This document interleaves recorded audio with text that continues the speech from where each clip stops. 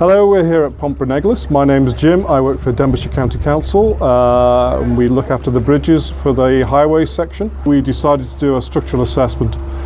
After that structural assessment was done, we found that the weight limit of the bridge was very low indeed.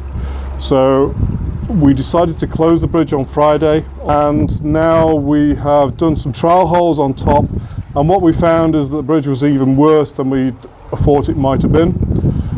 So now what we're doing is we're going to put a concrete saddle on top of the arch, which is like a great big bear hug over the arch, just pulls it all back together, and that means that the bridge will be good for another 120 years or so. So the reason why we chose to close the bridge so quickly was because we were worried about it, but also we also recognised how important it was to the local village and the importance of gaining access in and out.